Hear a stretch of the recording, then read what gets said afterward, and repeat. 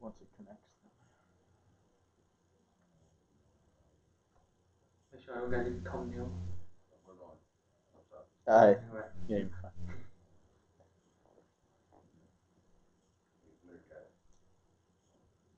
محمد وآل محمد صلوات اللہم صلی علی محمد وآل محمد. جس کا آغاز ہو رہا ہے، میں سب سے پہلے گزارش کر رہا ہوں جناب افسار نقوی سے کہ آئیں اور حدیث کی ساری تلاوت کریں. افسار نقوی. اللہم صلی علی محمد وآل محمد. بسم اللہ الرحمن الرحیم. ان اللہ و ملائکتہ یصلون علی النبی یا ایہا الذین آمنوا صلوا علیہ وسلموا تسلیما. اللہم صلی علی محمد وآل محمد. بسم اللہ الرحمن الرحیم. عن جابر بن عبداللہ الانصاری عن فاطمۃ الزہرا علیہ السلام بنت رسول اللہ صلی اللہ علیہ وآلہ قال سمعت فاطمة أنها قالت دخل علي أبي رسول الله في بعض الأيام فقال السلام عليك يا فاطمة فقلت وعليك السلام. قال إني أجد في بدني ضعفا فقلت له أعيذك بالله يا أبتاه من الضعف. فقال يا فاطمة ائتيني بالكساء اليماني فغطيني به فأتيته بالكساء اليماني فغطيته به وصرت أنظر إليه وإذا وجهه يتلألأ كأنه البدر في ليلة تمامه وكماله. اللهم صل على محمد وآل محمد. وما كانت إلا ساعة وإذا بولدي الحسن قد أقبل وقال السلام عليك يا أمه. فقلت وعليك السلام يا قرة عيني وثمرة فؤادي. فقال يا أمه إني أشم عندك رائحة طيبة كأنها رائحة جدي رسول الله. فقلت نعم إن جدك تحت الكساء. فأقبل الحسن نحو الكساء وقال السلام عليك يا جداه يا رسول الله. أتأذن لي أن أدخل معك تحت الكساء؟ فقال وعليك السلام يا ولدي ويا صاحب حوزي قد أذنت لك. فدخل معه تحت الكساء.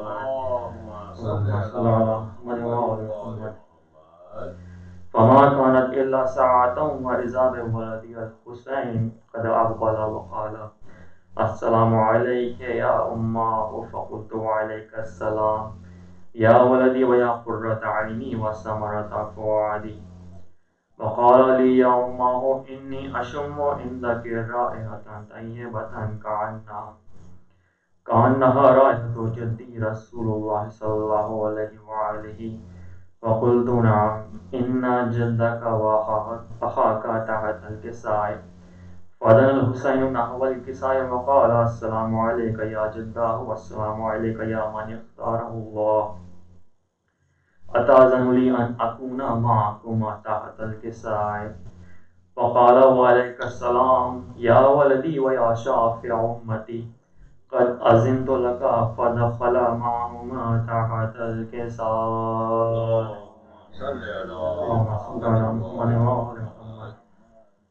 وأقبل عند ذلك أبو الحسن علي بن أبي طالب وقال السلام عليك يا بنت رسول الله. فقلت وعليك السلام يا أبا الحسن ويا أمير المؤمنين. فقال يا فاطمة إني أشم عندك رائحة طيبة كأنها رائحة جدي رائحة أخي وابن عمي رسول الله. فقلت نعم ها هو ما ولديك تحت الكساء. فأقبل علي نحو الكساء وقال السلام عليك يا رسول الله. أتأذن لي أن أكون معكم تحت الكساء؟ قال له وعليك السلام يا أخي ويا وصي وخليفتي وصاحب اللواء قد أذنت لك. فدخل علي تحت الكساء.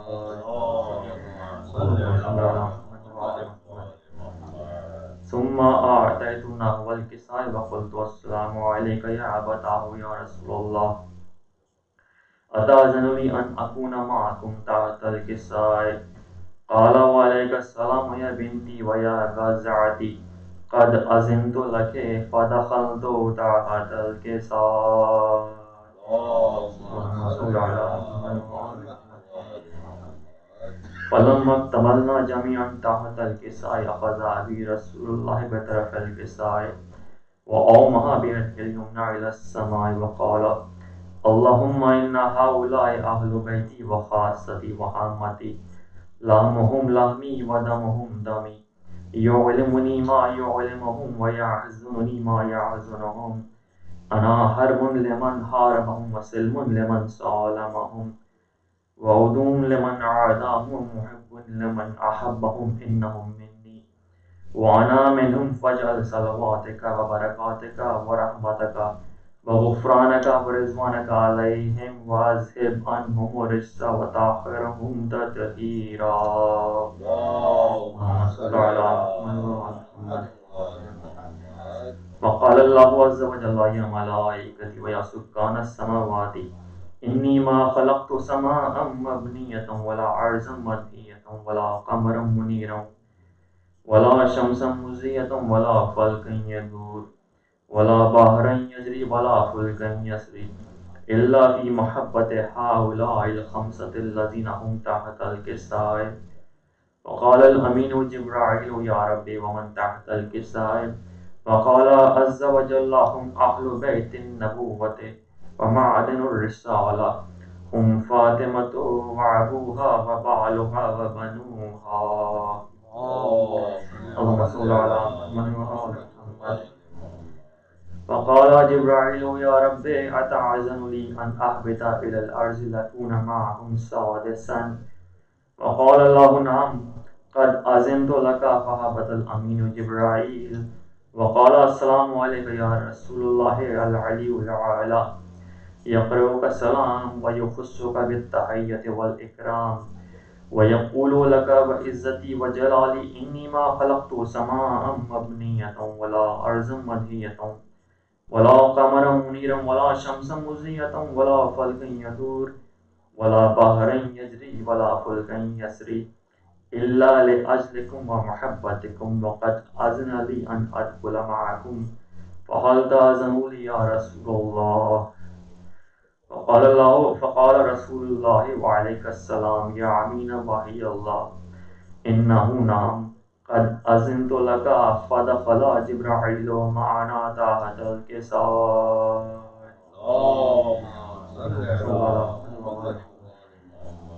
فقال لي أبي إن الله قد أوحى إليكم يقول إنما يريد الله ليذهب عنكم الرجس أهل البيت ويطهركم تطهيرا. اللهم صل على محمد. فقال لي أبي يا رسول الله أخبرني ما لجلوسنا هذا تحت الكساء من الفضل عند الله. فقال النبي والذي بعثني بالحق نبيا واصطفاني بالرسالة نجيا ما ذكر خبرنا هذا في محفل من محافل أهل الأرض وفيه جمع من شيعتنا ومحبينا إلا ونزلت عليهم الرحمة وحفت بهم الملائكة واستغفرت لهم إلى أن يتفرقوا. فقال علي إذا والله فزنا وفاز شيعتنا ورب الكعبة. فقال النبي ثانيا يا علي والذي بعثني بالحق نبي واصطفاني بالرسالة نجيا ما ذكر خبرنا هذا في محفل من محافل أهل الأرض وفيه جمع من شيعتنا ومحبينا وفيه محموم إلا وفرج الله غمه ولا مغموم إلا وكشف الله غمه ولا طالب حاجة إلا وقضى الله حاجته. وقال علي إذا والله فزنا وسعدنا وكذلك شيعتنا فازوا وسعدوا في الدنيا والآخرة ورب الكعبة. اللهم صل على محمد وآل محمد. یہ تھے جناب استاد نقوی جو حدیث قصہ کی تلاوت کر رہے تھے. اب میں گزارش کر رہا ہوں زین نقوی اور ساتھیوں سے کہ آئیں اور سوز خانی کا آغاز کریں. زین نقوی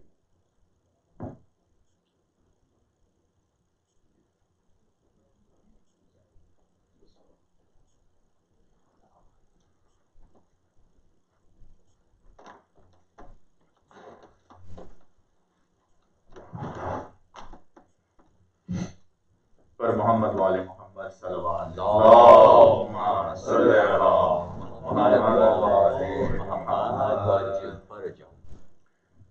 چائے سے پیش خدمت انشاءاللہ.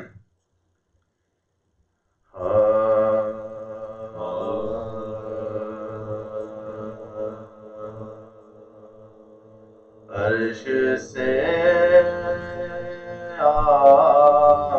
آئی صدا اے میرے پیارے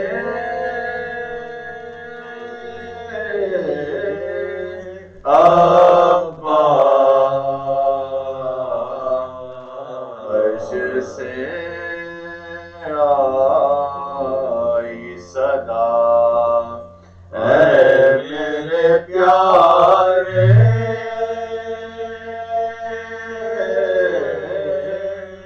ابا. یہ جہاں چیز ہے کیا آج سے ہم دیکھ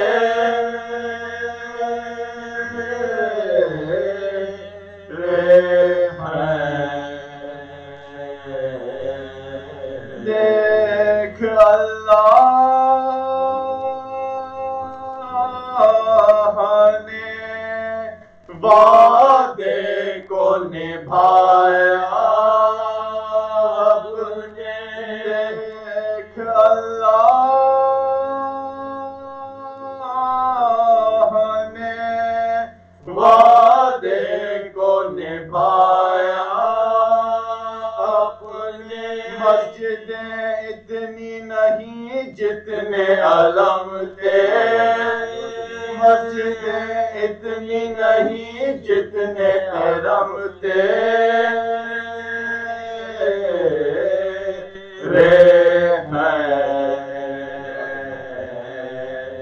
عرش سے آئی صدا اللہم صلی علی محمد وعلی محمد. جناب سید اختر زیدی قبلہ مرحوم کے سلام کے چند شعر ایک نعرے صلوات اللہم صلی علی محمد وعلی محمد وعجل فرجہم.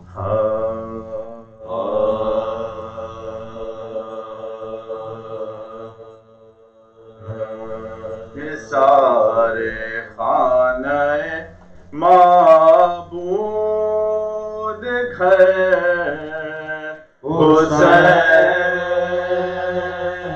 حسین کا ہے. سارے خانہ معبود گھر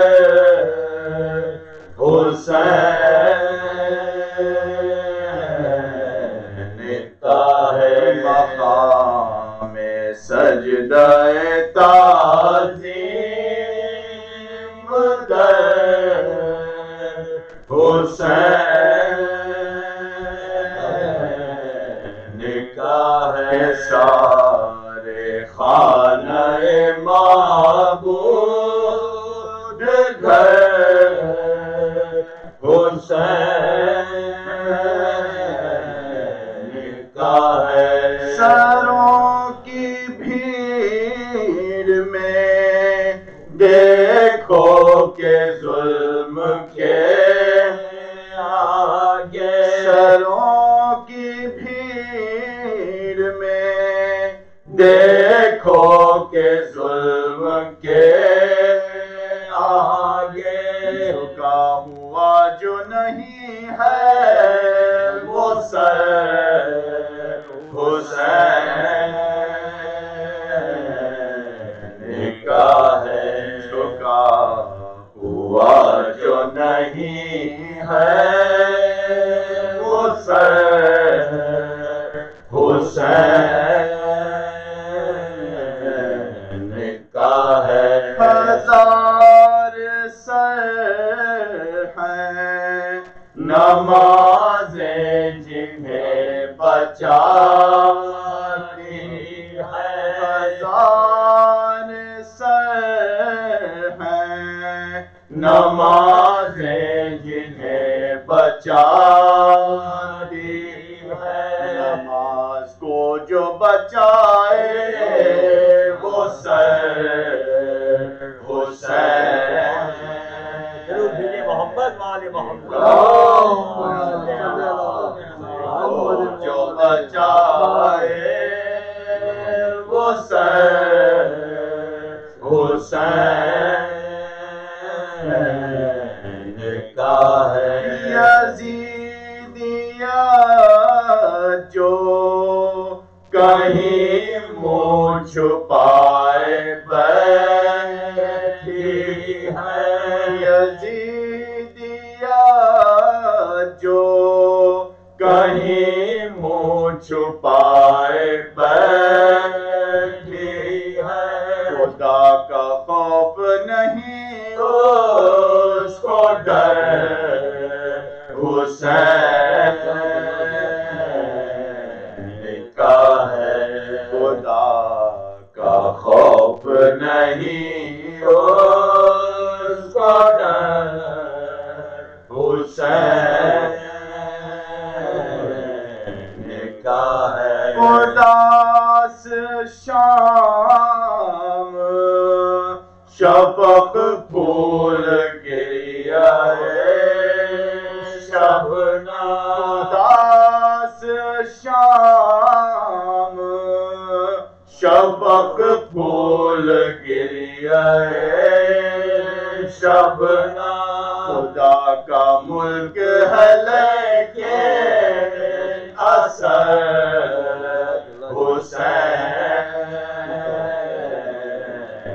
کا ہے، خدا کا ملک ہے لیکن اثر حسین کا ہے، یہ کہہ کے ساقیے کوثر نے مجھ کو جام دیا، یہ کہہ کے ساقیے کوثر نے مجھ کو جام دیا، گناہ گار ہے ذاکر مگر حسین کا ہے، گناہ گار ہے ذاکر مگر حسین کا ہے، سارے خانہ محبوب،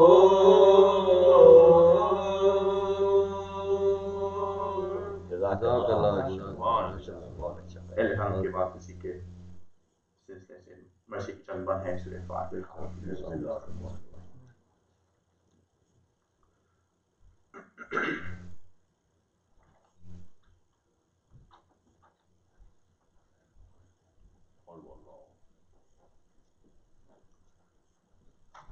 اللہم صلی علی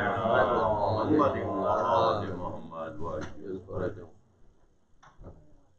مسافران مصیبت وطن میں آتے ہیں، سفر سے آتے ہیں سوغات لاتے ہیں، بجائے اشک وہ آنکھوں سے خون بہاتے ہیں، اٹھا کے ہاتھ مدینے کو یہ، اٹھا کے ہاتھ مدینے کو یہ سناتے ہیں، لٹا کے آئے ہیں زہرا کے سب گھرانے کو، نہ کر قبول تو ہم بے قصوں، نہ کر قبول تو ہم بے قصوں کے آنے کو، مدینے ہم تیرے والی کو آئے ہیں کھو کر، مدینے گردنے شبیر پر چلا خنجر، مدینے کوفے میں سر ننگے ہم پھرے در در مدینے داغ رسن ہے ہمارے مدینے داغ رسن ہے ہمارے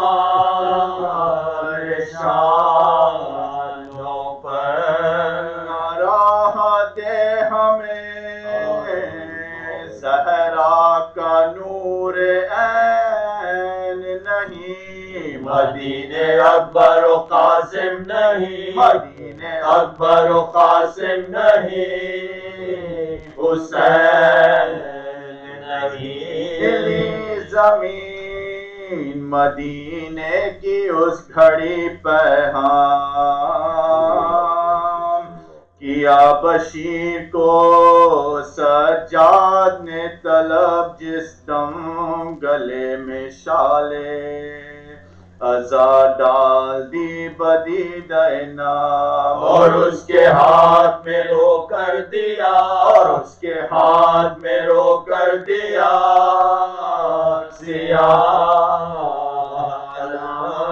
کہا کہ جان نہیں گو اپنے منہ دکھانے کی مگر وطن میں خبر کر دے مگر وطن میں خبر کر دے میرے آنے کی چلا بشیر یہ دیتا ہوا خبر ہر جا مگر محلے ہاشم میں دیکھتا ہے کیا کہ ایک مریضہ سرے راہ ہے کھڑی تنہا جو نام پوچھا تو رو رو کے بول جو نام پوچھا تو رو رو کے بولی وہ صغرا بشیر کہنے لگا کیوں تو شور و شین میں ہے کہا یہ حال میرا فرقت کہا یہ حال میرا فرقت حسین میں ہے بشیر سمجھا یہ بنت حسین ہے صغرا خاموش رہ گیا صغرا کے منہ پہ کچھ نہ کہا پکاری فاطمہ گردن میں دیکھ شال آزاد تو بھائی لایا ہے کس کی سنا تو بھائی لایا ہے کس کی سنا نی مجھ کو سنا وہ بولا خاص دے بیمار کربلا ہوں میں سنانی خبر پیمبر پہ لے سنانی خبر پیمبر پہ لے چلا ہوں میں وہ بولی رو رو کے بھائی یہ کیا سناتا ہے وہ کون ہے جسے بیمار تو بتاتا ہے سنانی کس کی ہے یہ مجھ کو ہول آتا ہے کہ مصطفیٰ کی لہر سے تو کہ مصطفیٰ کی لہر سے تو کہنے جاتا ہے امامہ پھینکے اس نے کہا دہائی ہے تیرے حسین کی صغرا سنا تیرے حسین کی صغرا سنا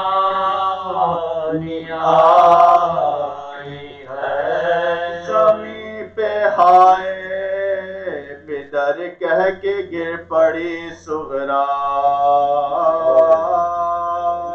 خبر یہ پھیلی تو ماتم ہر ایک گھر میں ہوا تمام عورتیں نکلی گھروں سے کرتی بکا نبی کی خبر پہ جا کر بشیر نبی کی خبر پہ جا کر بشیر نے یہ لوٹ کے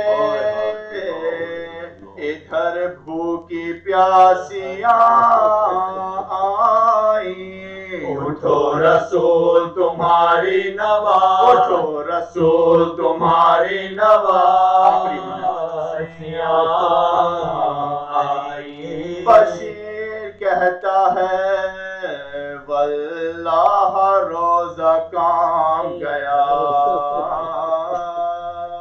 لحد سے نالا ہوا با حسین کا پیدا ادھر زمین پہ تڑپتی تھی فاطمہ صغرا زنان ہاشمیہ نے وہاں زنان ہاشمیہ نے وہاں ہجوم کیا قلعہ کے شانہ کہا شاہ مشرقین آئے اٹھو حسین کی عاشق اٹھو اٹھو حسین کی عاشق اٹھو اٹھو حسین کی عاشق اٹھو حسین آئے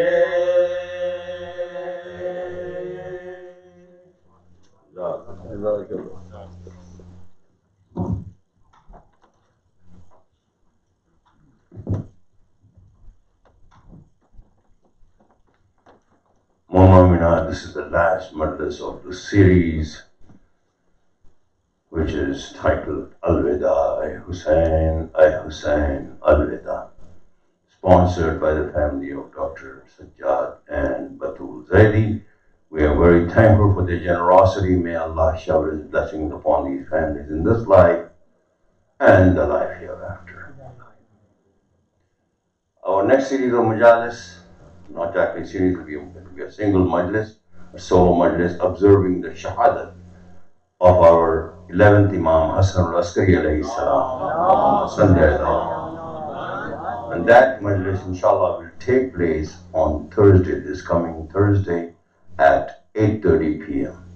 Tabut of the Imam will be taken out after the Majlis, and that Majlis, inshallah, will be recited by none other than Maulana Nasir Hussain over here. So please join us, your host is the Ali family for the Thursday Majlis. And with that, I'd like to request Islam, Maulana Mirza Muhammad Ali Beg to bring the series to conclusion. For Muhammad Wali Muhammad, Bawaz Bulanare Salwa.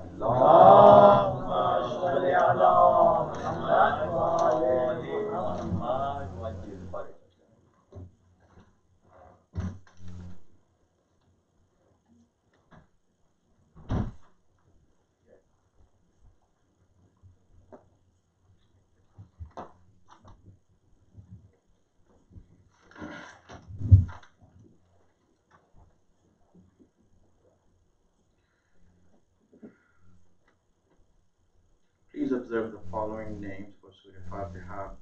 Surya Bilgrami, Asghar Bilgrami, Ruqayya Saidi, Maulana Iqbal Saidi, Khatija Begum, Sayyid Hassan Rizvi, Atiya Nasreen Khan, Sayyid Muhammad Asad, Akbar and Banu Bilgrami, Astaana-e-Zehra Bilgrami, Qasim and Qamar Bilgrami, Sayyid Mustafa Hussain, Sayyida Bilgrami Hussain, Abbasi Begum, Sayyid Muhammad Jawad, Sayyid Ali Akbar Bilgrami, Zahra Bilgrami, Maulana Akhtar Zaidi, and for all Mu'mineen and Mu'minat, Surah Al-Fatiha.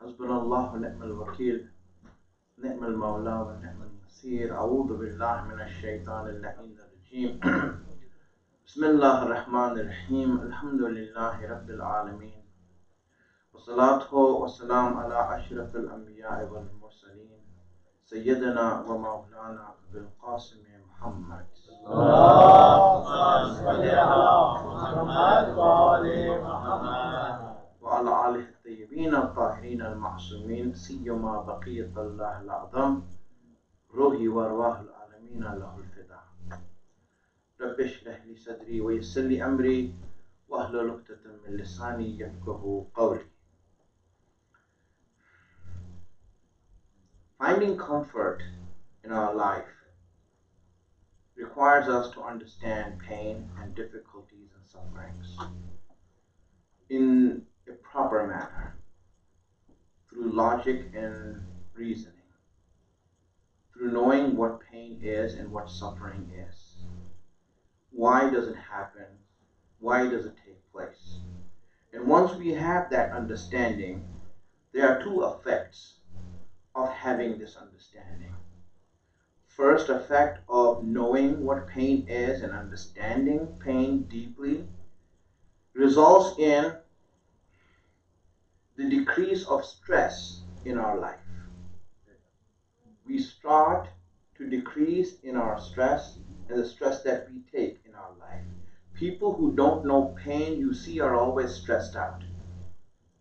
They're always overwhelmed by problems. Even the smallest problems, they cannot handle it. They're freaking out. They don't know how to deal with it. Even the smallest problem that they have in life shakes them up. Obviously, such people can never stand on Ashura next to Imam Hussein under all that fire. That's why it's important for a person to know how to deal with difficulties so that they don't take stress from that. It's that calm that will place you in a battlefield where you can stand and withstand the firing that's taking place and not run away and not hide. This is necessary for that. So it decreases stress. So any sort of problem that you see we have, if you have a deep understanding of why it's happening, it will help you to decrease stress in your life. For example, hasad. If you are bothered by hasad and hasad is killing you or hurting you, then if you understand and have a deep understanding that why do I have hasad when everyone, whatever they have is something that Allah has given them. When you understand that, there's no need for hasad. I mean, he is 6'4" and 5'8". You know, I mean, Allah made him 6'4", made me 5'8". I don't need to have envy. Right? It's Allah who gave it to him. So you see, when a person has a deeper understanding, it will decrease his effect of that pain that he is going through. And it will become easier for him to go through things. Just like that, having a deep understanding, the first effect, it decreases our stress in our life. Second effect that it has of having a deep understanding of problems in life is that it helps us to be more tolerant towards pain and difficulties. You will see that you will become more tolerant towards it. If you know that you're going to get into trouble and there's going to be difficulties, it's easier to deal with it. For example, if you are going to go for Hajj and you're told by people that it's very hard, it's very difficult, and they make it obviously look difficult for you, mentally you'll prepare yourself for that difficulty.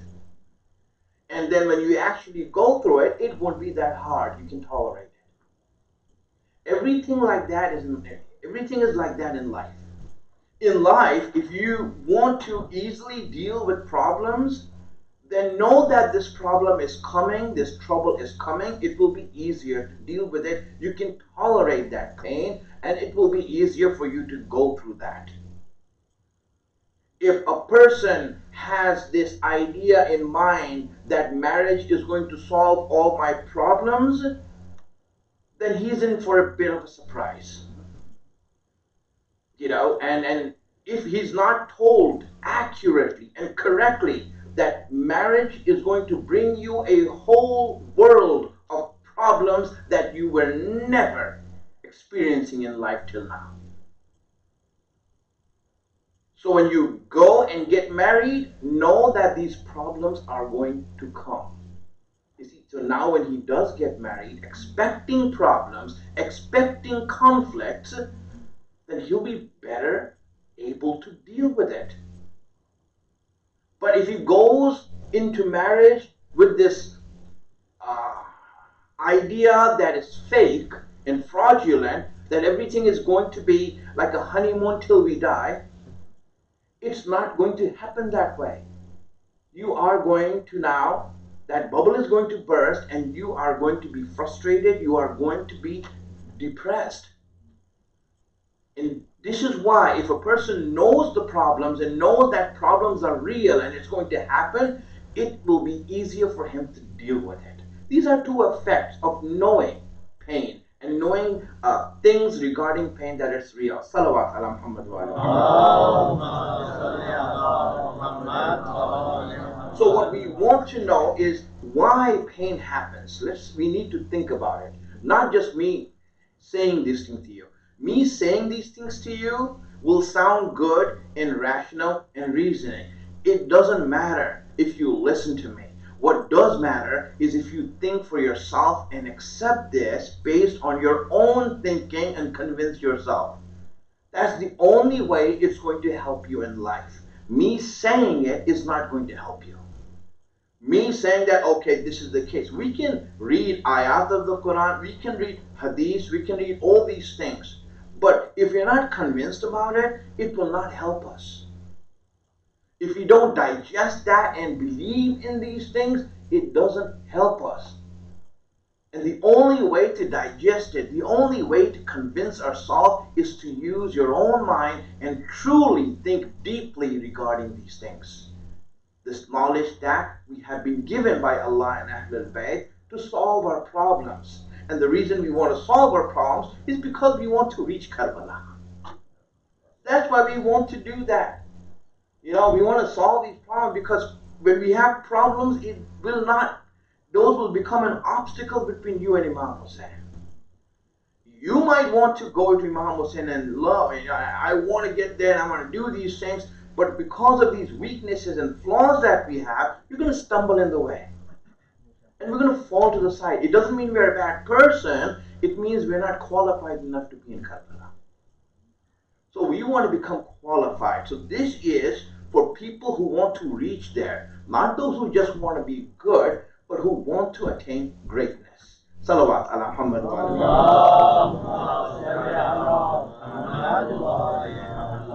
So acceptance of the philosophy of pain results in four things. And this is why we're discussing this. Four things. You see, pain. Why does pain happen? If you understand the philosophy, there are four results of it. The first result of knowing the philosophy of pain is that we will start to decrease pointless pain in our life. If you know that this suffering is happening and it's going to happen, then at least you will not involve yourself in useless suffering. You will not involve yourself in pointless suffering. For example, lying, cheating on others, doing haram, doing guna. What does this do? It just brings about suffering that you don't need. Pain that you don't need. So the first thing a person does is that he will X out every suffering in his life that is pointless, that he makes himself. So that's the number one thing that happens. The second thing that happens, the second result, is that he will have a better attitude in dealing with pain. He will deal with pain in a better manner. I explained these two. Now the third thing that happens, my friends, here's where we start. The third thing that happens when you know about pain and why pain is happening and the reasons for pain, if you are smart enough, and this is what mu'mineen do.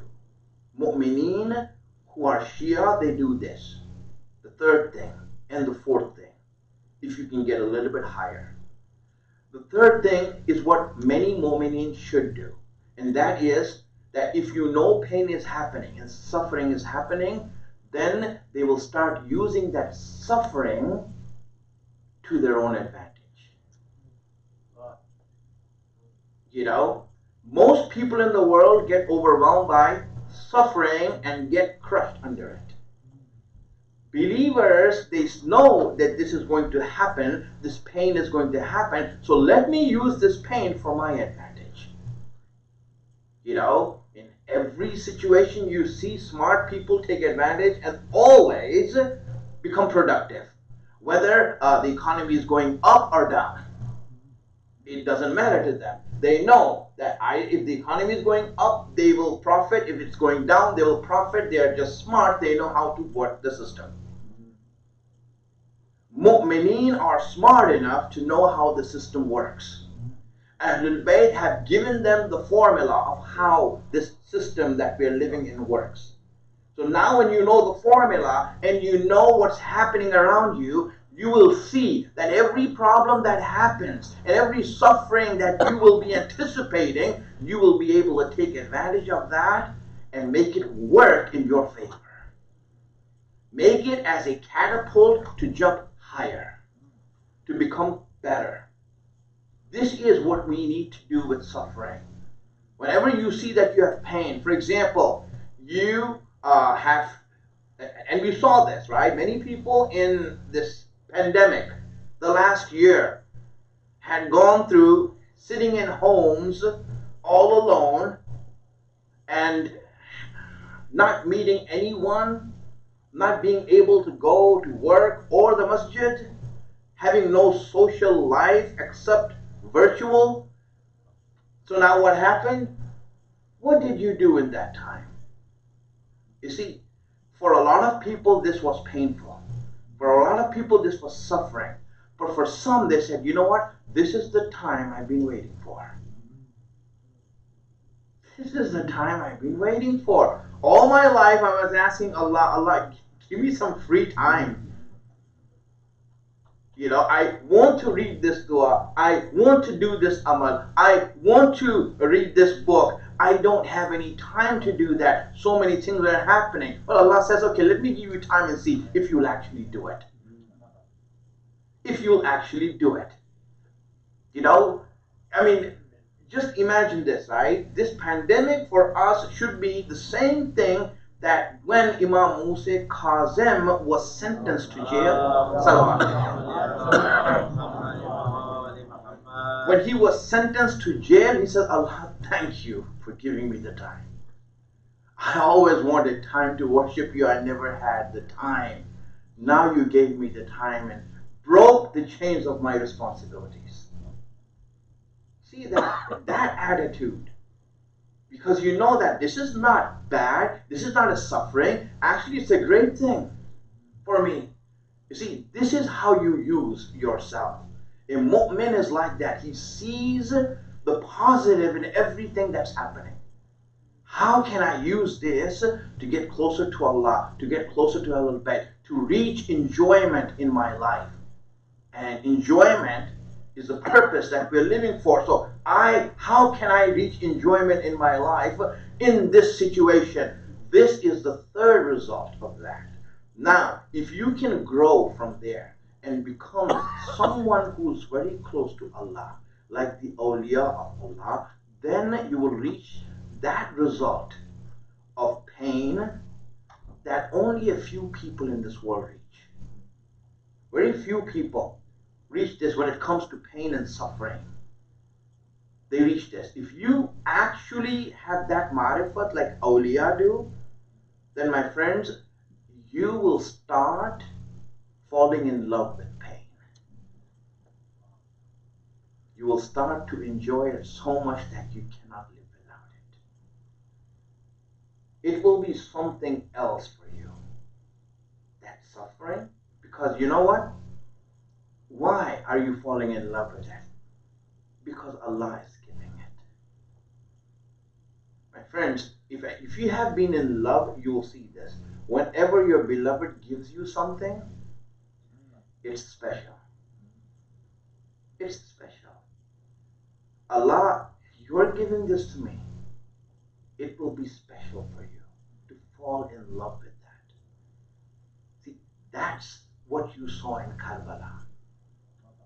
You saw everyone falling in love with every suffering they were going through. It was said that as the day progressed on Ashura, there was a smile on Imam Hussein's face. He was becoming happier and happier with all the suffering he was going through. Just imagine what that means. Allah, you're giving me this, I'm so happy. This is something that only a few people experience in life. If you're making dua to Allah, Allah, please don't give me any problems and bala, then it's very hard for you to reach that stage. You'll have to get beyond that. And you'll have to then ask Allah, Allah, help me to fall in love with whatever you give. Help me to fall in love with that which you give me. Whether it's hayat or whether it's maut. Both of them are from you. Let me fall in love with that. So this is something that we need to see. See, an example I'll give you, like for example, Allah is asking you to pray. Allah is asking you, Ahlul Bayt, to them, it was like so lovable that they would not miss this for anything when Allah calls them for prayers. He calls them for prayers. You know how it is? I'll explain to you in a way you can understand how Ahlul Bayt felt when they heard azan, or they know that the time of prayer is coming. You know how they felt inside? If you were in Karbala, if you were there in Karbala, and Imam Hussein, when he told everyone to go away, Imam Hussein did that, right? He told everyone, go away. I don't need you, you go away. Everyone, you go away. Leave me alone here. You all go away. So all the companions, he said, listen, you go. You don't need to be here. You don't need to die and give your lives. You can go away. In fact, take my children with you, right? That's what he said. Now imagine if in the middle of that, of all those people who are standing there, he points to you and say, you know what? You stay with me. You stay with me. How would you feel at that time? Wouldn't you feel proud that Hussein is asking me to stay? Mom, you're asking me to stay. He even tells Abbas, I don't need you, you can go. And then he tells you to stay.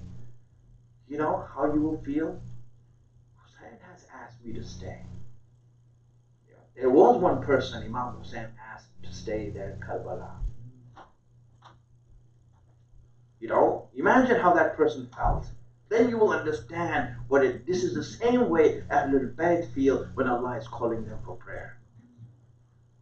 Allah, you're asking me to come? Wow. Imam Hussein, you're asking me to come? That's the amazing thing. See, that's the beauty, my friends. If you can understand that this pain or this hardship that you are going to go through is something that Allah asked for or Allah gave it to you, you will fall in love. If Imam Hussein gave it to you, you'll fall in love. You'll fall in love with that. This is something that we should look at things in this way so that everything can become so beautiful for us. Salawat ala Muhammad. So we were discussing reasons why pain happens. I gave you two reasons so far. First reason was that pain is natural to us. It is the natural consequence of us having choice. Because we have choice, we have pain. Because when we choose one thing, we are letting go of the other. Letting go of something that you like or are attached to is painful. And that's why, first, pain is the natural consequence of us having ikhtiyar and choice. Number one. The second reason for pain that we discussed yesterday is that pain Allah gives us. Suffering is the reason why we are fresh and alive. It rejuvenates, it keeps us from spoiling and decaying.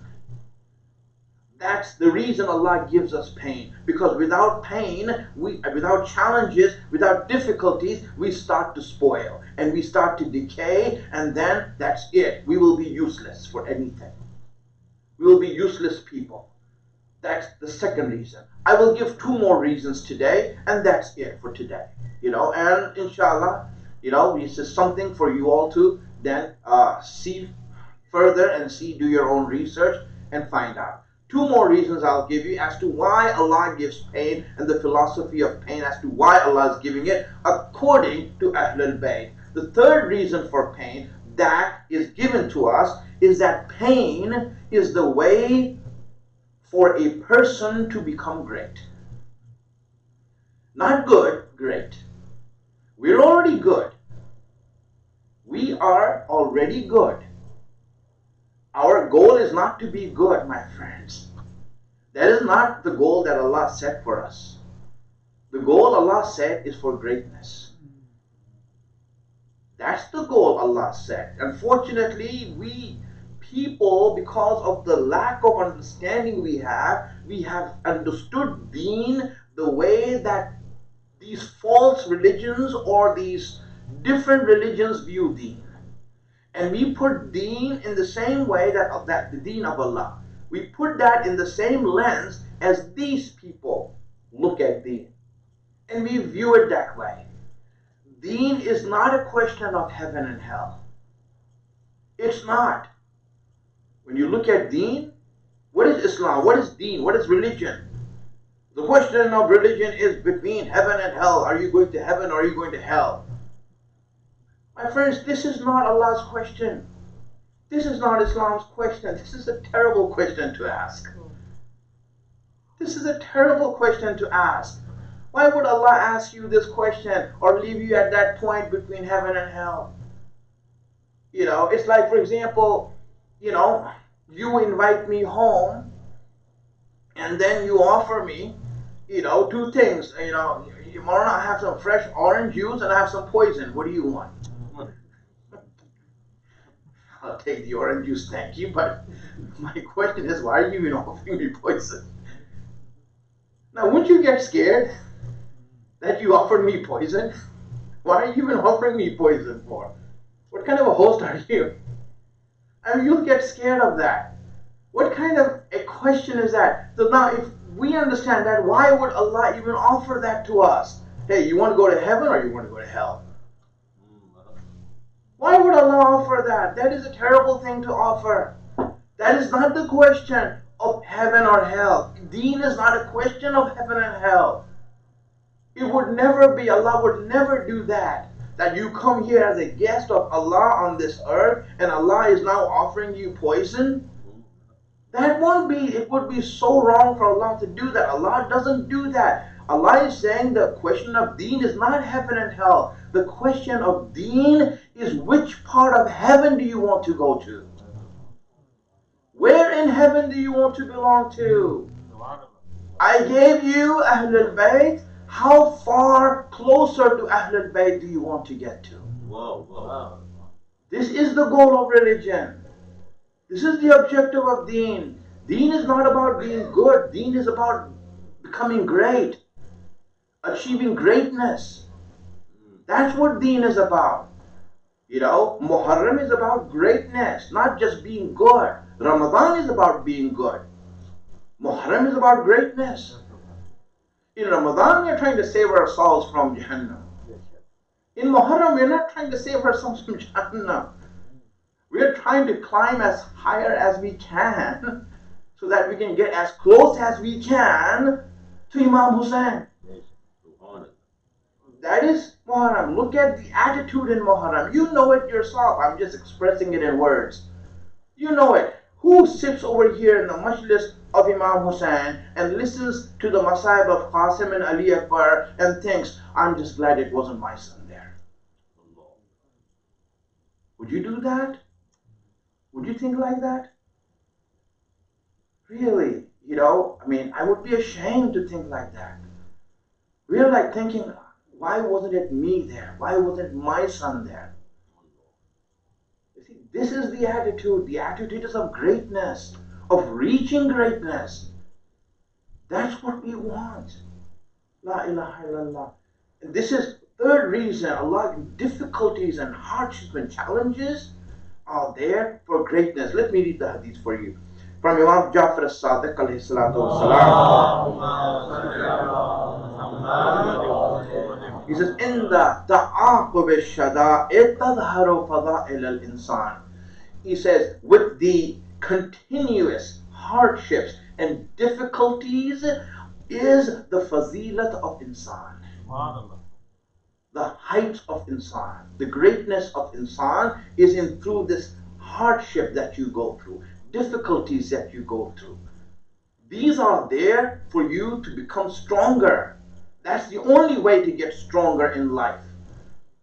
And Allah knows that you want to reach greatness, it's not going to happen in ease and comfort. Tell me which human advancement happened in ease and comfort. The only thing that happened in ease and comfort is catastrophe. Look back at history, at human history, and you see whenever there was affluence, whenever there was ease and comfort, that's when problems started in every society. That's when the whole Muslim nation that went to its height and came down. Why did it come down? Because it reached a height of comfort and ease, and there you go. That was the end of that. You see, this is what happens. Ease and comfort never brings any sort of greatness in us. It's difficulties that make us great. And it's only in the times of difficulties that human beings have reached greatness and have advanced and have done great things. No matter what society, it doesn't have to be Muslim, non-Muslims, every human being. That's how you reach greatness, through challenges. So then if that is the case, then why should we avoid challenges? I mean, we would be like welcoming them. We would be like, yes, if I want to become great, if that's the way to do it, then you should be welcoming hardships. If a person is afraid of difficulties and hardships and suffering, then really he's not going to become great. And if he cannot become great, you cannot be an Ansar and Ashab of Imam Hussain. Ashab of Imam Hussain require you to be that. You know, there's one place it's written that when Imam-e-Zamana is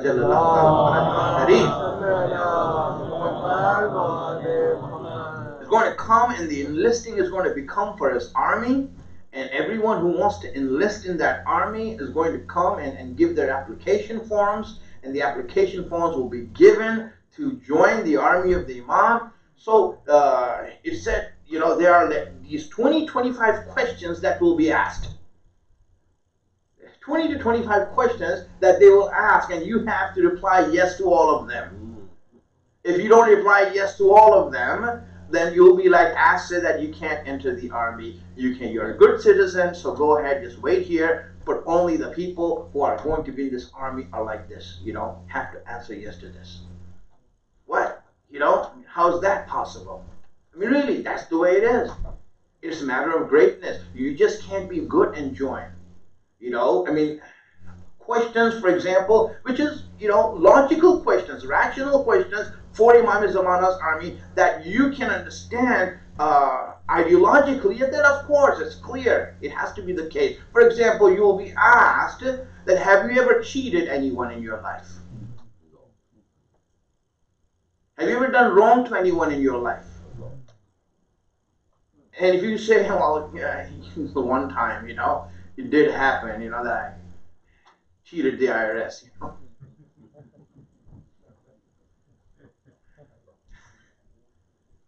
My friend, it will be said that, sorry, you know, you're a good citizen, be there, but you can't be in the army.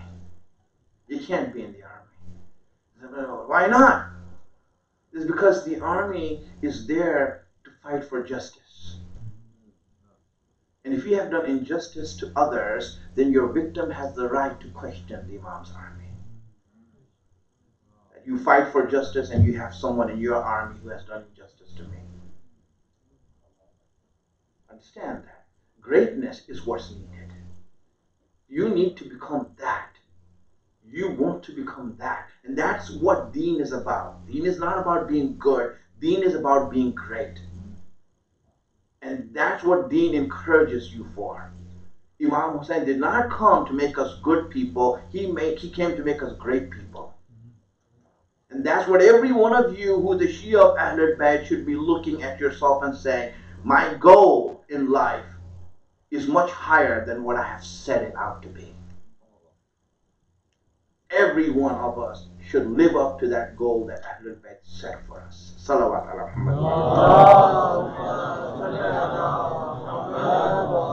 Muhammad. So, going on to the fourth reason for hardships, difficulties, problems, and pain and stress in life. Let me read the hadith for you, and from there we go forward. He says, Imam says, "Ma min baliyatin illa wallah fiha ni'matun tu'itu fiha." He says, there is no bala, there is no difficulty, there is no suffering except that hidden inside that suffering, concealed within that suffering is a blessing from Allah. The reason Allah gives you suffering is so that He can give you blessings. That's how we become capable of blessings, by going through sufferings. We become like that. We don't know it. We can't understand it. Maybe the wisdom we might not comprehend it, but that's how it happens. We get that. If you remember the story of Musa and Khidr, that story in which Musa joined Khidr to learn something from him, and Khidr went out and destroyed someone's boat, killed a child, and helped Zalimin. And Musa looked at that and said, what are you doing with this? This is something wrong. You should be doing this. Because he didn't understand that. He was looking at it from a different angle, from a different lens. And Khidr was doing it. But just pay attention to this, right? He said, he explains why he did it. He killed the boy because Allah wanted to give the parents another child who would be better than him. So the blessing is coming. Allah will exchange it for another blessing. He's taking this blessing away and He's giving them a blessing that will be better for them. But my friends, if you look at it from the angle of the parents, let's say your child died drowning in the swimming pool. If you tell them at that point, right, hey, you know what, Allah is going to give you a blessing later, that's not going to comfort the parents. They are going to cry. They are going to mourn. It's going to devastate them. It's going to shake them up. Wouldn't that shake them up? Really, it would shake them up. And you know, the child will be born, but the scar of losing this child like that is going to be present in them. Yes, the blessing will come later. Yes, all of that will come later. But right now, he's going through that. You see, but we don't look at it. We don't see the things the way Allah sees it. Allah says, you know, you're going through this pain. There's going to be a blessing after this. It's coming. La ilaha illallah. You know, I mean, I don't want to get in Masayib right now. I mean, I just want to explain this as an example. You know, Allah took everything from Imam Hussein that he loved. You know, He took his grandfather, Rasulullah. He took his mother, Fatima. And He took Imam Ali. Everything that Imam Hussein loved. He used to love, I mean, all the love he had for his grandfather and mother, he used to shower on his father, Imam Ali. When Allah took Imam Ali, Imam Hussein felt, you know, like a vacuum.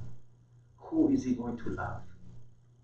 Who is he going to love? So you know what Allah did? In lieu of taking away Rasulullah and taking away Bibi Fatima and in taking away Imam Ali, Allah in exchange for that gave him a blessing called Ali Akbar. Wallah.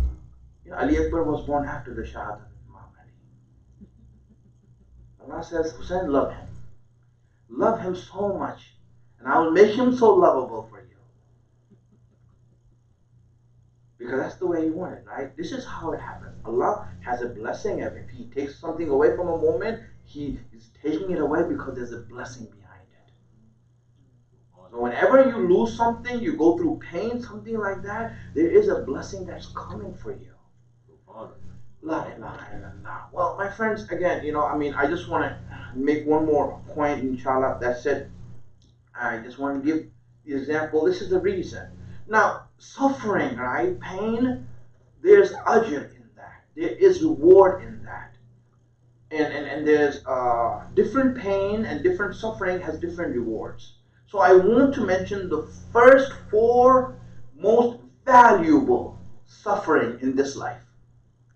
The most valuable suffering, that if you know that this is a suffering that is bringing you such a huge reward, you will fall in love with it. You will fall in love with it. In there's the top four, starting with the first one. The most valuable suffering in this one, meaning that what I'm saying is that this suffering is such that Allah has given it so much reward that if a person knows the reward for this, he will fall in love with that suffering, that pain. Yes, my friends. Number one suffering in this world that has the most value for that suffering is the suffering that you get from your parents, from your mother and father. Yes, when they tell you to do something and you feel like bothered, when they have expectations from you that you don't like, to bear that suffering, Allah says, I will give you so much reward for that, that if you knew the reward for this, you will fall in love with this suffering. You would say, please give me more.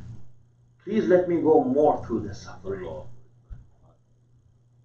Suffering that your parents give you, if you can bear that, and if you can just go through that pain, there's so much reward in that. That's the number one suffering in this world.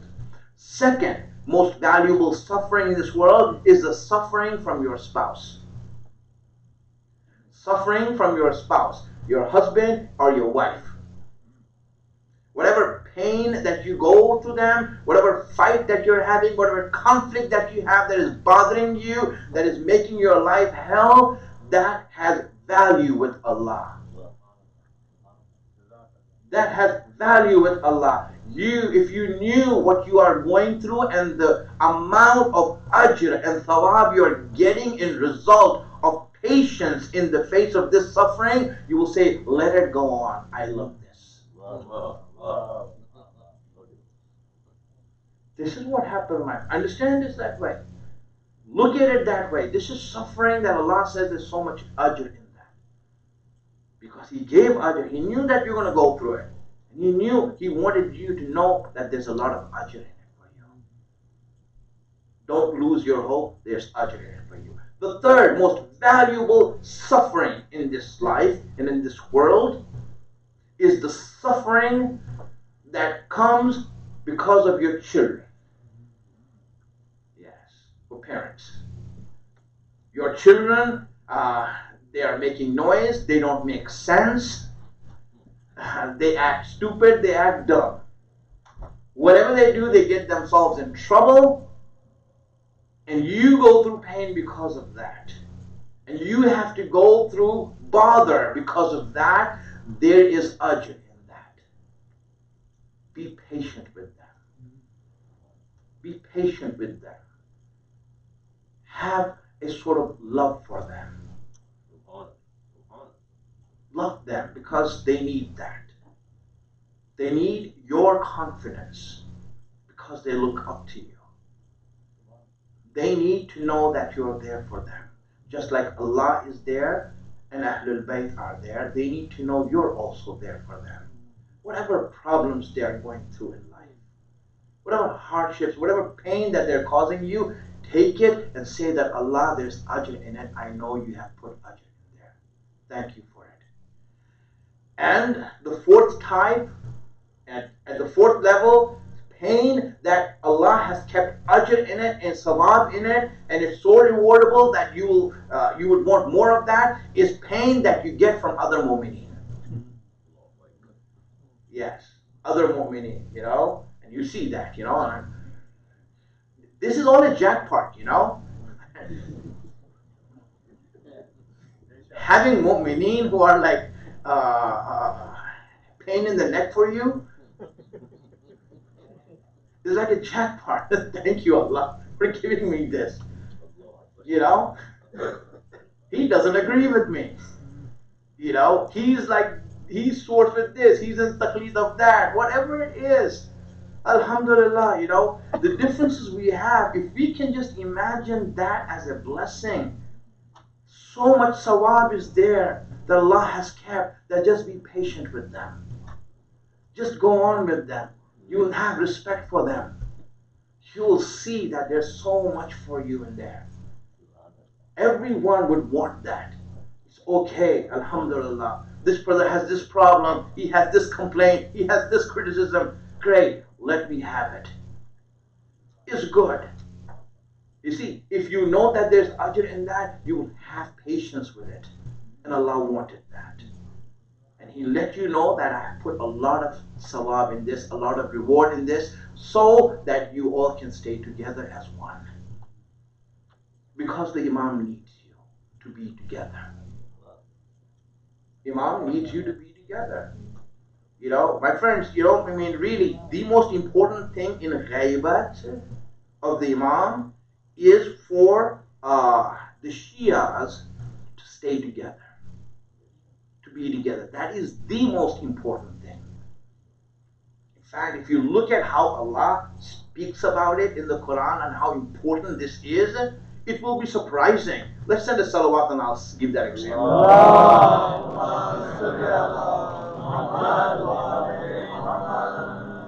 You know, here it says that when Hazrat Musa came back from the promise, he had gone and he left his people, and when he came back and found his people worshipping a cow, so he was visibly angry.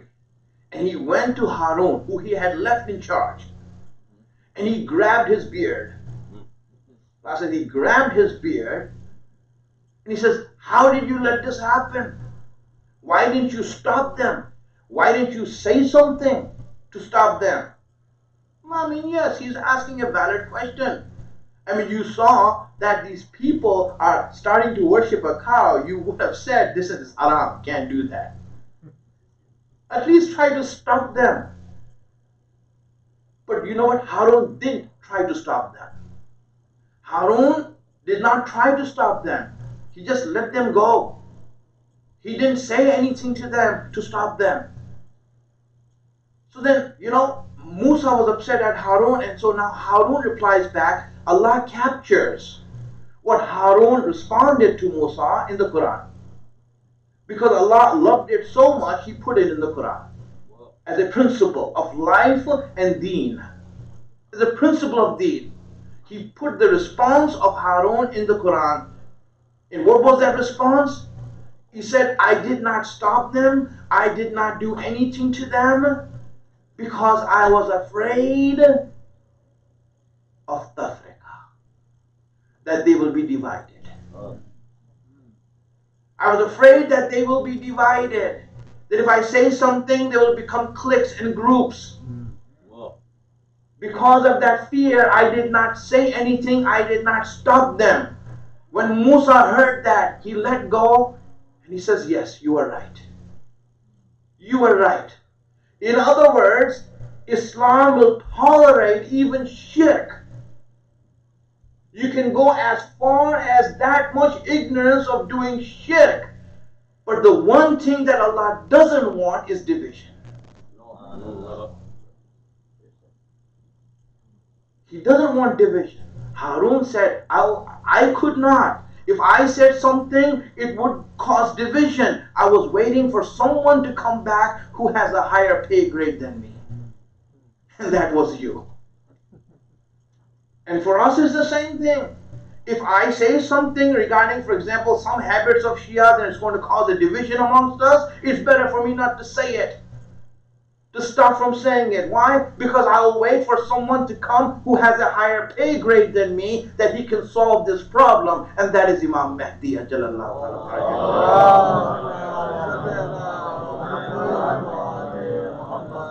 Let him come back, deal with it. I don't want to be the cause of division.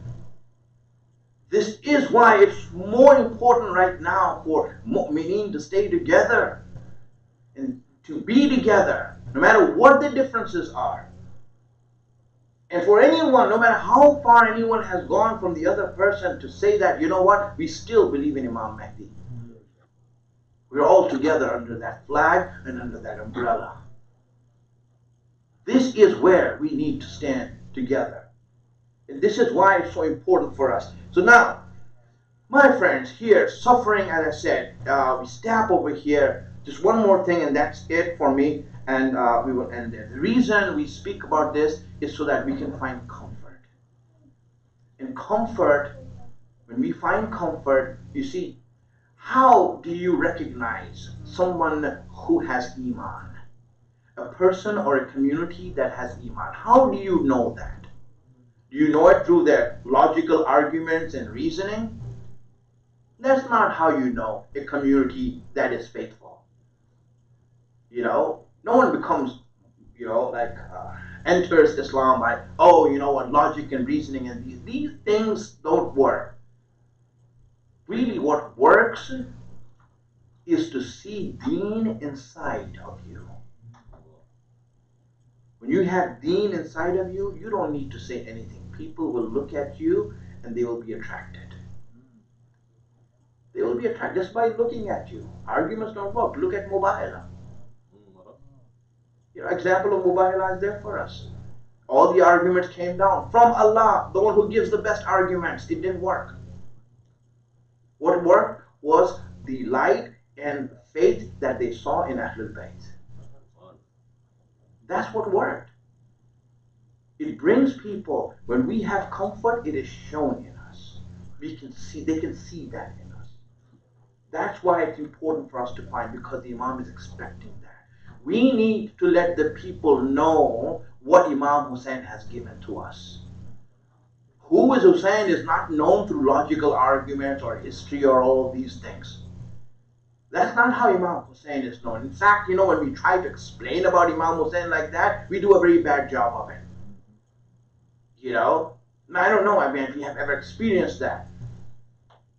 I was once at this gas station in Florida, and this is at the register, in the line, and this redneck comes behind me and says, "So, tell me, who is Hussein?" Then I realized I was driving my dad's car, and in dad's car there's a who's Hussein.org label there. He came behind me and asked who's Hussein. So I said, "Well, don't you read it? It's called who's Hussein.org. Go to the website and find out." So, I opened the website for him and started reading, who's Hussein. It says, started reading, he was the grandson of the Islamic prophet, and he gave his life for truth and justice and sacrificed himself, his family, for truth and justice. And I was reading that, right? And I was just reading that, and myself, I was a little bit ashamed at that point of reading this. And I shouldn't have opened the website and read it, because he asked the natural question, what's the big deal? What's the big deal? A lot of people have done that, who have given their lives for truth and justice and the cause that they believed in. What's the big deal about that? And he's right. Is that what Imam Hussein is for us? That's it? That's how we explain Imam Hussein? It's really, we do a very bad job of explaining who truly Imam Hussein is to us. Are those the facts that making us come back and again for this majlis?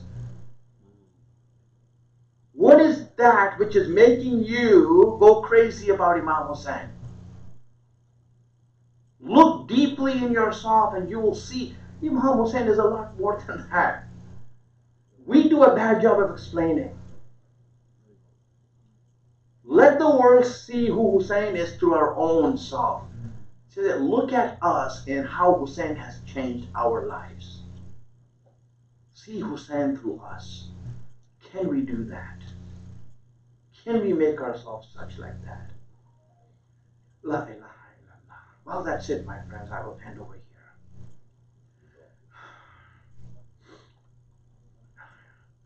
You know, we haven't seen Imam Hussein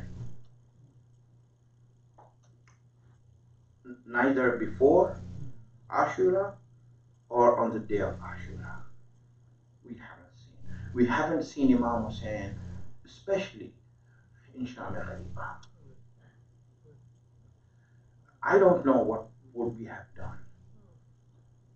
I don't know, this is something. But you know who saw Hussein in Sham-e-Ghariba? Bibi Sakina saw Hussein in Sham-e-Ghariba. Yes, she saw Imam Hussein. And whatever she saw, I don't know what she saw, but whatever she saw traumatized her. It devastated her to her core. When Bibi Zainab went and she found Bibi Sakina and she brought her back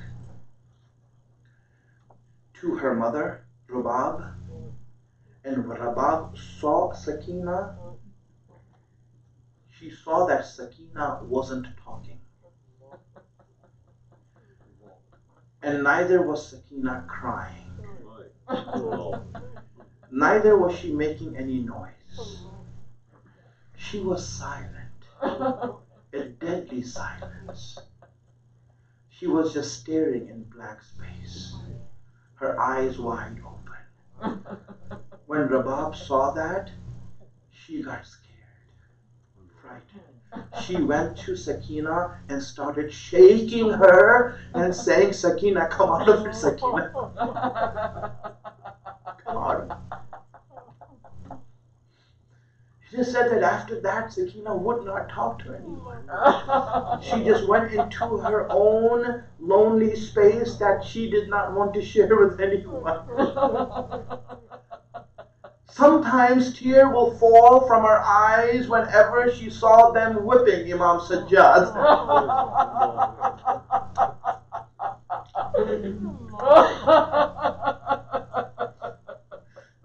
She would just go on like that. She did not want to trust anyone. She lost all trust with everyone. How girls are. Let me tell you about girls, little girls. Have you ever seen your daughters? If you have daughters, you will know this. If you have daughters, you will know this, right? Young girls, you will see there's something particular about young girls when you see young girls. They have certain fears in them. They have certain fears in them. Young girls are afraid of the dark. If you put them in a dark room, you see they start getting scared. They start to get scared. It's natural in girls. When you put them in a dark space, you see they start getting scared. Second thing about girls is that they're afraid of loud noise. You see, whenever there's loud noise, they shake. They shake. You see a girl and you'll see that. Young girls are like that. They shake when there's a loud noise. And the third thing that they're afraid of? They're afraid of traveling without their father. Look at a girl when she travels with her father, she will be confident. But when her father is not there, then she loses her confidence and she goes into her own hidden way. Become shy in front of others. My friends, Bibi Sakina lost her father. Her uncle has been killed. Her brothers have been killed. Everyone is killed. Now she has no one to look up to, no one to take refuge in. So now Bibi Sakina is just like walking. She's going about doing things without knowing where she is. In a complete state of devastation that every lady who looks at Bibi Sakina looks at her and starts crying and says, what's wrong with this girl?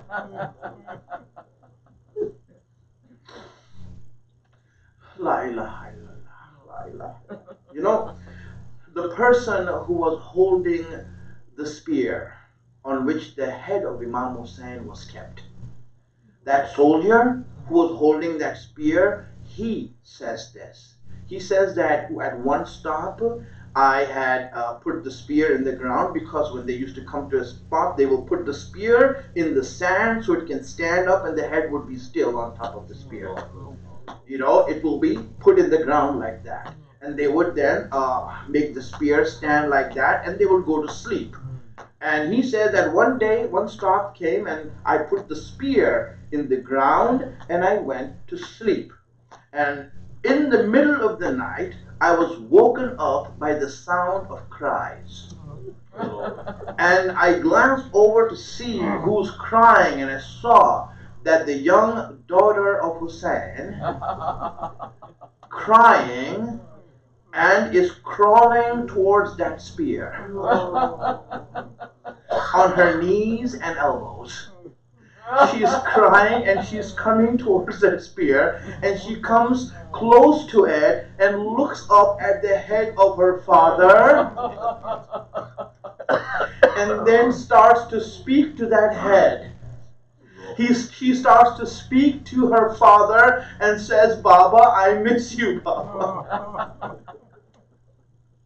I miss you."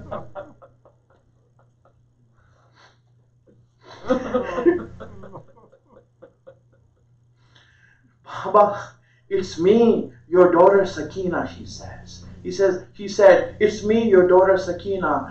I know you don't recognize me anymore. I know you never saw me like this with my face bruised like this. Baba, have you ever seen me in these type of clothes before? They're torn and they're burned. Can you see these clothes that I'm wearing, Baba? I know you don't recognize me like this. But Baba, let me tell you one thing. I also didn't recognize you, what they have done to you. What have they done to you? I did not recognize you when I saw you. I didn't recognize you. But Baba, let me tell you something. It was so hard on me. They burned down everything. They burned our tents down. All our property was burned down. Everything that you gave me is burned down. I have no clothes anymore. I have nothing else to wear anymore, and I know that you don't like me to go around like this. You know, when Hussein raised Sakina, she was like a princess. Everything Sakina wanted, Hussein would give her. She would treat her like a princess. And Sakina would be walking with so much confidence.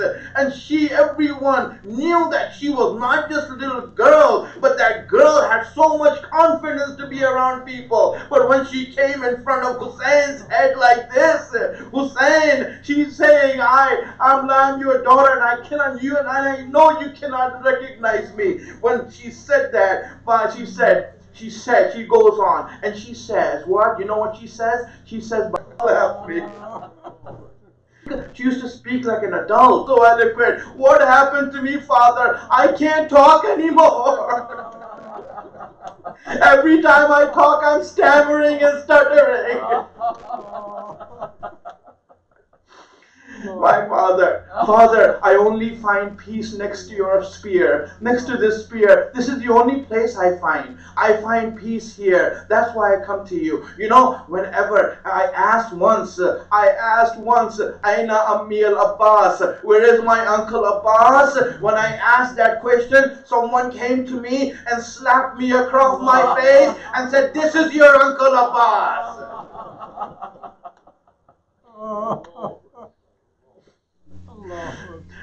My father, all I want to say is that my ears are hurting a lot.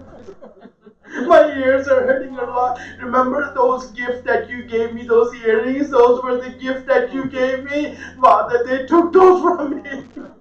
They took those from me, Father. And then Sakina goes on, and then she says to Imam Hussein, he says to Imam Hussein that, Father, every time I was in trouble, every time I was having problem, you would come and embrace me. You would come and hug me and comfort me through your embrace. Aren't you going to come to your daughter right now? I need your help. And the soldier says, my friend, when she said that, I saw the spear bending down.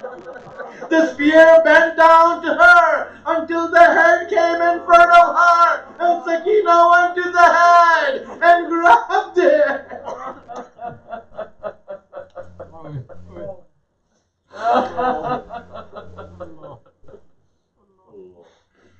الحزب التي نزلهم أي منقلب ينقلبون. يا محمود بحق محمد، يا علا بحق علي، يا فاتر السماوات بحق خالق، يا مسلم بحق حسن، يا قديم الأحسان بحق حسين. Allah gives the tawfiq to be on the right path.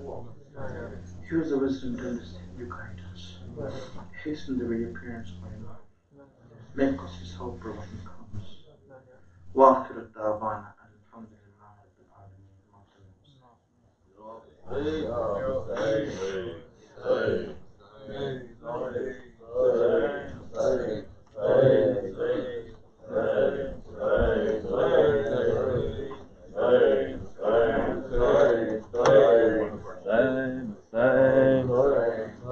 Hussein, Hussein, Hussein, Hussein, Hussein, Hussein, Hussein, Hussein,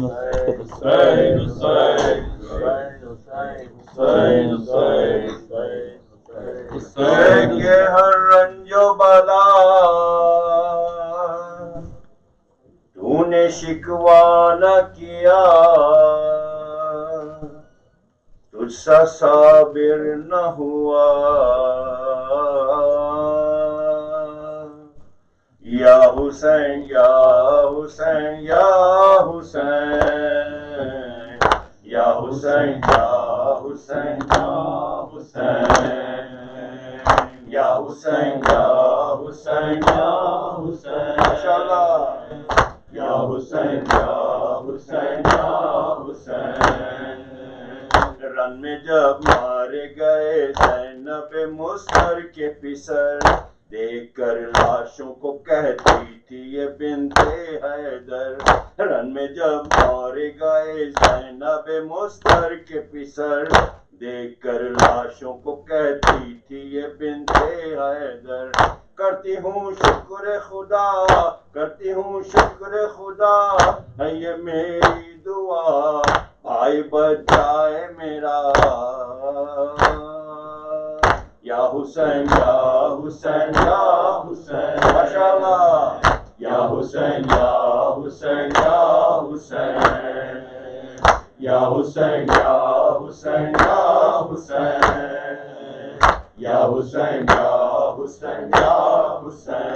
اے علی اکبر منور دو چشمان پدر، زیغم از پشت پدر خم شده ای نور نظر، ای علی اکبر منور دو چشمان پدر، زیغم از پشت پدر خم شده ای نور نظر، سینه چاک تو را گر ببیند لیلا، میکند آه و بکا ویرا، یا حسین یا حسین یا حسین، یا حسین یا حسین یا حسین، یا حسین یا حسین یا حسین، یا حسین یا حسین یا حسین۔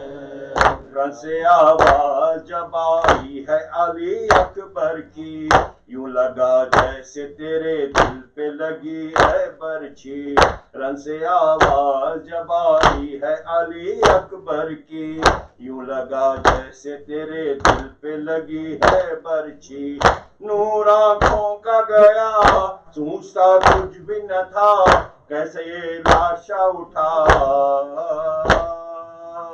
یا حسین یا حسین یا حسین، یا حسین یا حسین یا حسین، یا حسین یا حسین یا حسین، یا حسین یا حسین یا حسین۔ گل گلزار حرم ہے علی اصغر پسرم، منشگان خبر مرگ تو خیمه میں پرم، گل گلزار حرم ہے علی اصغر پسرم، منشگان خبر مرگ تو خیمه میں پرم، طفل من حلق تو را ظالمان آودا، پری کردن جفا، یا حسین یا حسین یا حسین، یا حسین یا حسین یا حسین، Ya Hussein, Ya Hussein, Ya Hussein, Ya Hussein, Ya Hussein, Ya Hussein. फिर असगर के गले से जो निकाला तूने, हाय किस दिल से भला दिल को संभाला तूने। तीर असगर के गले से जो निकाला तूने, हाय किस दिल से भला दिल को संभाला तूने। खून हाथों में लिया और चेहरे पे मला, सुर्ख रूदीन हुआ। या हुसैन, या हुसैन, या हुसैन, या हुसैन, या हुसैन, या हुसैन, या हुसैन, या हुसैन, या हुसैन, या हुसैन, या हुसैन, या हुसैन। एक तरफ अहले हरम सूया दिगर गुफ्तारे तो, एक तरफ अहले हरम सूया दिगर गुफ्तारे तो। सफरे कूफा و شام از تو رو نیزه سر تو. ای شهید کربلا، ای شهید کربلا، به کفن باطنه ها یا ابا عبدالله. یا حسین، یا حسین، یا حسین، یا حسین، یا حسین، یا حسین، یا حسین، یا حسین، یا حسین، یا حسین، یا حسین، یا حسین. Soy, soy, soy, soy, soy, soy, soy,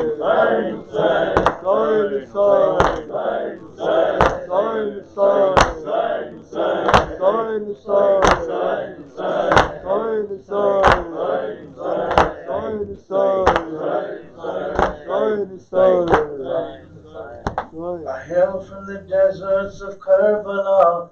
I'm only a grain of sand. The blood that I have been stained with has made my value grand. On that truth-forsaken day on which Hussein had his last stand, I've carried a burden all my days, I swear by Abbas's hand. Ya Allah, Allah, everything mourns Hussein. Ya Allah, Allah, everything mourns Hussein. Ya Allah, Allah, everything mourns Hussein. Ya Allah, Allah, everything mourns Hussein. Ya Allah, Allah, everything mourns Hussein. Ya Allah, Allah, everything mourns Hussein. I hail from the deserts of Karbala. I'm only a grain of sand. The blood that I have been stained with has made my value grand.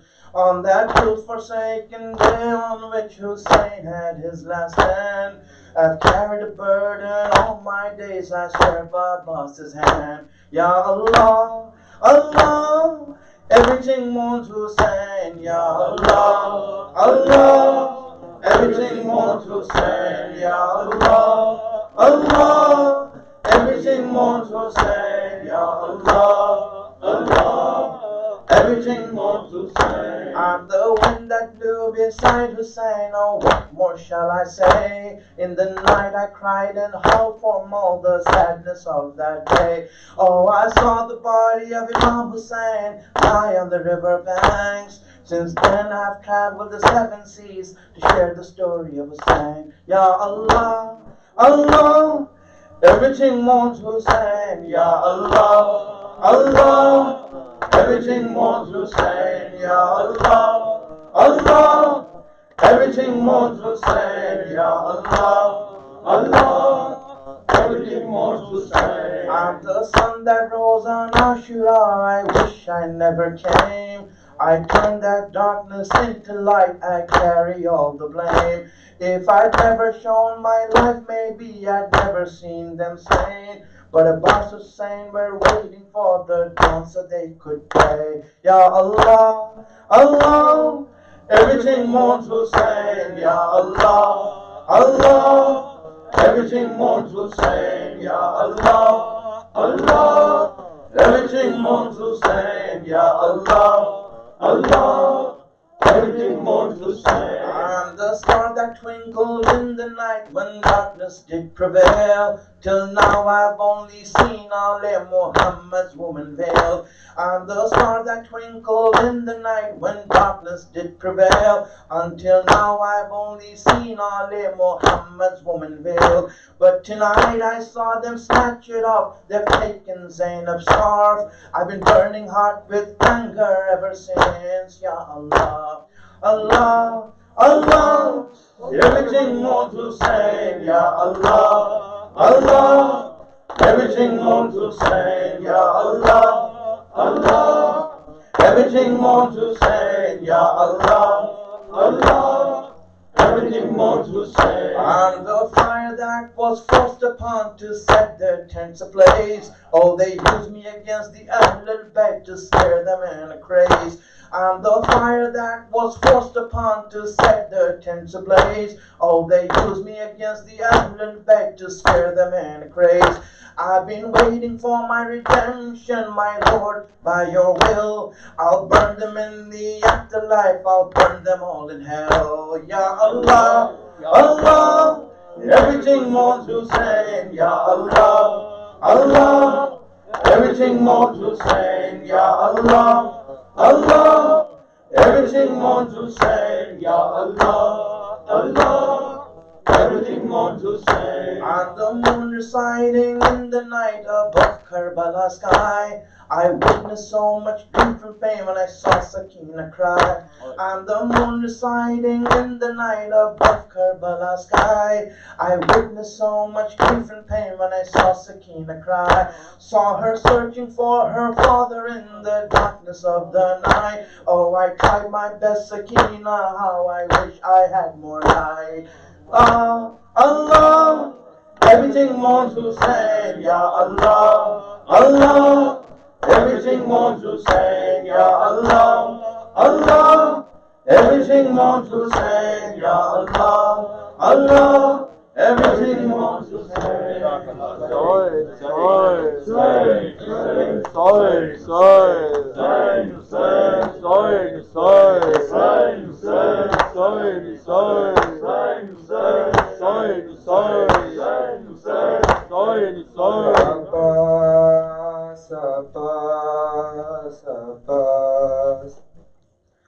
बेटा है तू अली का, ज़हरा की तू दुआ है, शबीर तेरा का, उम्मुल बनीन माँ है। बेटा है तू अली का, ज़हरा की तू दुआ है, शबीर तेरा मुल्बनीन माँ है।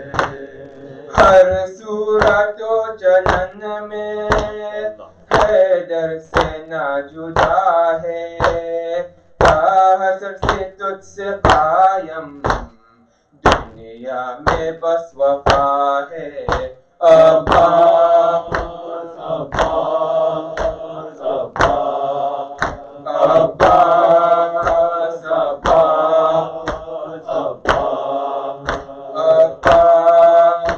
अब्बास अब्बास दिल की मुराद बाजी तेरे अलम से पाए, रोती हुई जो माए तेरे अलम पे आए। ज़हरा के दर्द पहलू का देती है वास्ता, तेज़ा के कनीज़े में इनका भी नाम आए। अब्बास अब्बास अब्बास अब्बास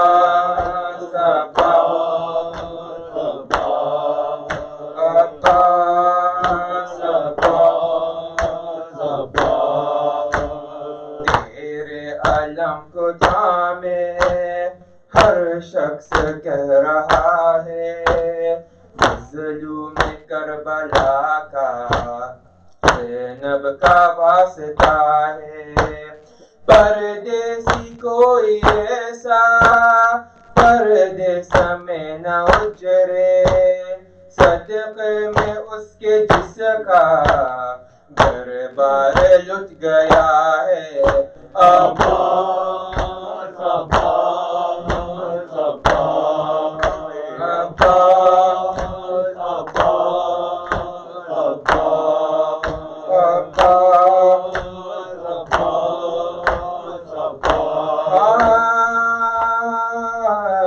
عباس اس وقت جب کہ زینب دربار میں گئی تھی قاری نمازیوں سے محفل سجی ہوئی تھی.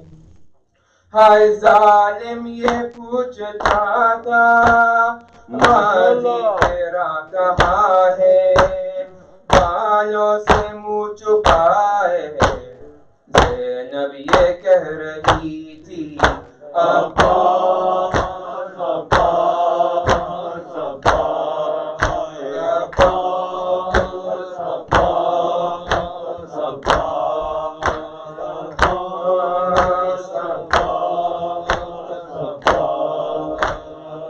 تقدیر کے ستائے تیرے در پہ سر جھکائے. اشکوں کے التجا ہم غازی تجھے سنائے. ہے بیمار سرباں کے زخموں کا واسطہ ہے. اتنے بھی خستہ دل ہے مولا شفا و پائے. عباس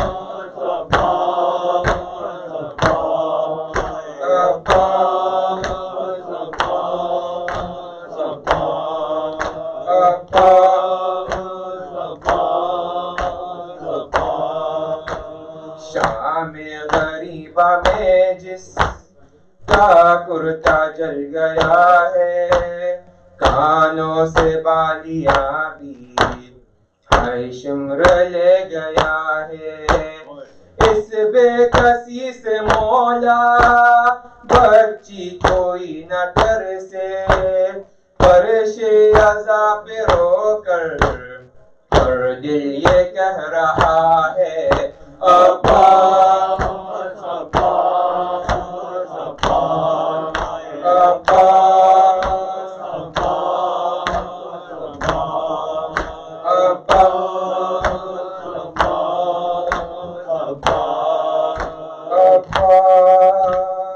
عباس عباس. یا حسین ابن زہرا وابیلا ابن زہرا وابیلا ابن زہرا وابیلا ابن زہرا وابیلا ابن زہرا وابیلا ابن زہرا وابیلا وابیلا صد وابیلا ابن زہرا وابیلا وابیلا صد وابیلا ابن زہرا وابیلا خاصمہ وابیلا ابن زہرا وابیلا خاصمہ وابیلا ابن زہرا وابیلا اکبرا وابیلا ابن زہرا وابیلا اکبرا وابیلا ابن زہرا وابیلا عباسا وابیلا ابن زہرا وابیلا عباسا وابیلا ابن زہرا وابیلا سکینہ وابیلا ابن زہرا وابیلا سکینہ وابیلا ابن زہرا وابیلا وابیلا وابیلا وابیلا وابیلا وابیلا وابیلا علی ہوئے ہوئے ہوئے ہوئے ہوئے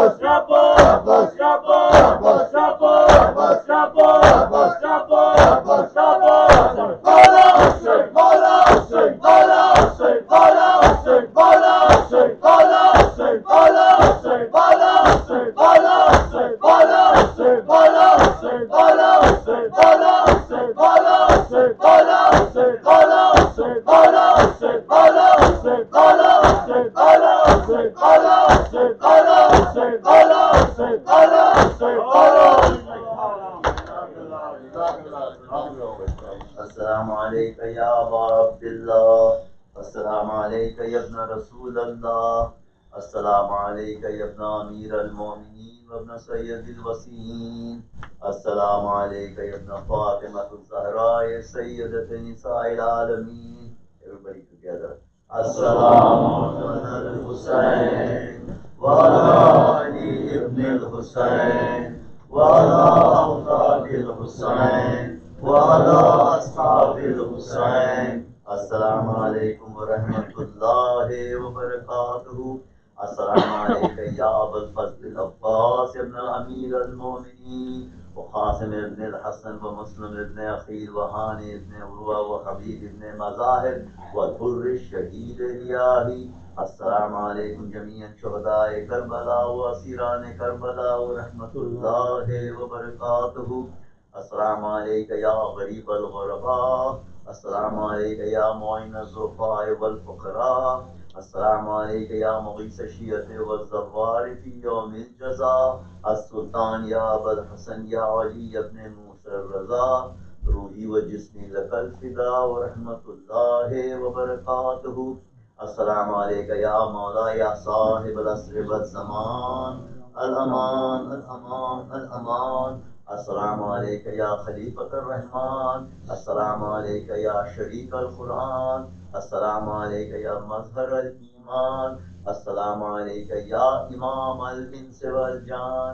عجل اللہ تعالی فرجک وسعد اللہ تعالی مخرجک وظہورک وجعلنا من اعوانک وانصارک ورحمۃ اللہ وبرکاتہ. صلوات. بسم اللہ الرحمن الرحیم. اللہم کل ولیک حجت ابن الحسن صلواتک علیہ وعلی آلہ فی هذه الساعة وفی کل ساعة ولیا وحافظا وقائدا وناصرا ودلیلا وعینا حتی تسکنہ ارضک طوعا وتمتعہ فیہا طویلا برحمتک یا